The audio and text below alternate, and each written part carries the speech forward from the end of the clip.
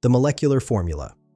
Interactive calculator helps engineers determine molecular formulas, empirical formulas, molar masses, and percent compositions for chemical compounds. This calculator has a calculation mode dropdown with 5 options.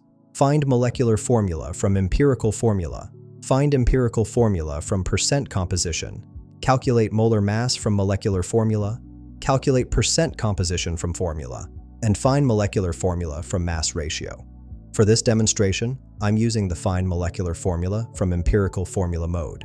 The input fields include empirical formula, molecular mass in grams per mole, element 1 symbol, %1, element 2 symbol, %2, element 3 symbol, which is optional, and %3, which is also optional. There are additional fields for molecular formula inputs and mass ratio calculations. Let me show you a calculation using test values of 10 for each input field.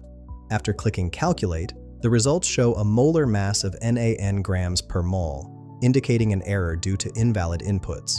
The empirical formula displays as 10, and the multiplier n shows as infinity. These outputs demonstrate that the calculator requires valid chemical formulas and numerical values to produce meaningful results. Find the link in the description below.